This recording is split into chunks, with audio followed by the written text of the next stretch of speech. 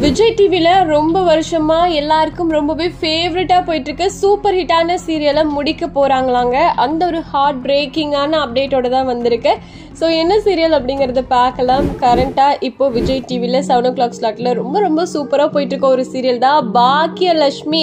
கிட்டத்தட்ட எவ்வளவு வருஷமா இந்த சீரியல் போயிட்டு இருக்கு. இப்படி இருக்கும்போது சடனா இந்த சீரியலை முடிக்க போறாங்களா? ஆல்ரெடி சொல்லிட்டு இருந்தாங்க தான் முடிக்க போறாங்கன்னு.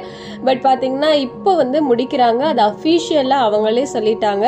பாக்கியலட்சுமி இறுதி கட்டத்தை நோக்கி அப்படின்னு போட்டதுமே கொஞ்சம் கஷ்டமா தான் இருந்தது. ஏன்னா ரொம்ப வருஷமா இந்த சீரியல் போயிட்டு இருக்கு.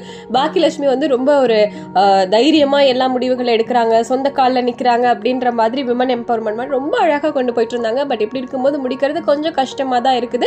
ஸோ எபிசோட் ப்ரோமோலையும் பாத்தீங்கன்னா என்ன போட்டிருக்காங்கன்னா, இனியாக்கும் நிதிஷ்க்கும் சண்டை வர மாதிரி, இனியா நிதிஷை தள்ளி விடுற மாதிரி, அவருக்கு அடிபடுற மாதிரி கொண்டு போயிருக்காங்க. ஸோ இதோட தான் கதையை முடிப்பாங்க போல. இனியா ட்ராக்கோட தான் ரொம்ப வருஷமா டிஆர்பிலையுமே நல்ல ரேட்டிங்லயே இருந்துட்டு இருந்தது. ஸ்டார்டிங்ல 8:30 ஸ்லாட்ல போயிருந்தாங்க. அப்பயுமே டிஆர்பில நிறைய நேரங்கள்ல ஃபர்ஸ்ட் பிளேஸ் பிடிச்சிருக்கு. இப்ப 7 o'clock ஸ்லாட்ல கொண்டு வரும்போதே ஓகே இதை முடிக்க போறாங்க அப்படின்னு எக்ஸ்பெக்ட் பண்ணிட்டு இருந்த நேரத்துல எஸ் முடிக்கத்தான் போறோம் அப்படின்ற மாதிரி முடிக்கிறாங்க. ஸோ கடைசியில என்ன மாதிரி இருக்க போகுது? பாக்கியாவும் கோபியும் சேருவாங்களா? ஏன்னா கோபி நல்ல மாதிரியா இருக்காரு. ஸோ சேருவாங்களா? அண்ட் இனியா ட்ராக் என்ன ஆகும்? இனியாவும் ஆகாஷும் சேருவாங்களா அப்படின்லாம் தெரியல. ஸோ உங்களோட கெஸ் என்னங்கிறத கமெண்ட்ல சொல்லுங்க.